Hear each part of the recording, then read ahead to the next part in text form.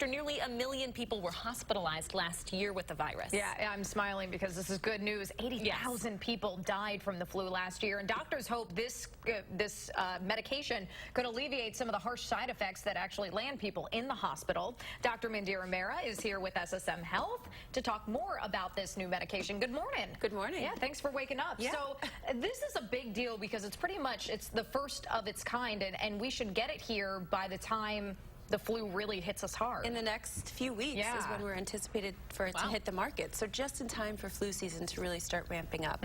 So what we're looking at here is a medication called Xofluza.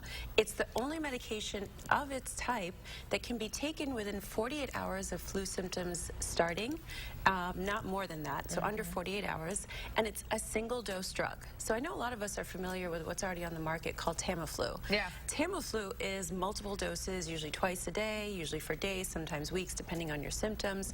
And of course, as we increase dosing, compliance goes down. So the fact that we could take a single tablet and this could reduce symptoms and hopefully complications from the flu season, that's huge. And this is the first time in 20 years the FDA has even approved a medication. Wow. So we're talking about really revolutionizing potentially how the flu hits us. Now, mind you, we're going to have to see how this affects us, and only time will really tell.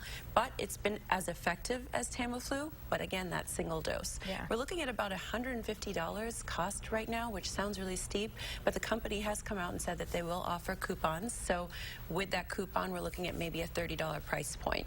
Oh. And quickly before the next topic, this does not take the place of a flu shot. It does not, and thank you, Danica, for bringing that up. So the best thing you can do to prevent yourself from having the flu is please get vaccinated, get the flu vaccine. This is kind of the optimal time, right around beginning of November. So if you haven't gotten it, please go out and get it. But of course, if you do develop those flu symptoms, tell your doctor right away, because it has to be taken within 48 hours. We also want to talk this morning about a study that says not exercising is worse for you than smoking. That's crazy to me. This is good news, right? For yourself, for me, for everyone who's kind of an exercise buff out there. Next time we'll wear our leg warmers and do some exercises on the show. But I know we always talk about how great exercise is, but let's talk about the other side of things. So what are risk factors? Smoking, diabetes, hypertension. We invest over $200 billion a year on these disease processes.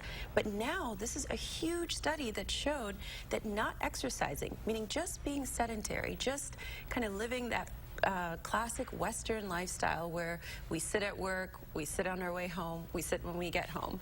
Leading that lifestyle where we're sedentary increases your risk of death by 500%. So this should be a risk factor just like any other risk factor when your doctor says, hey, do you smoke? Do you have diabetes? Do you have hypertension?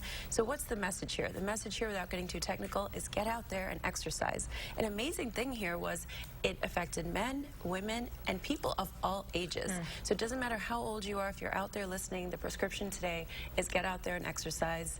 You're doing yourself good, and there's really no limit to it. 500%. 500. It sounds comical, but 500% is a lot. We're talking, don't do a little bit of exercise, get out there, break a sweat, do what's safe for you, talk to your doctor, but stay in motion. All right, Dr. Mehra.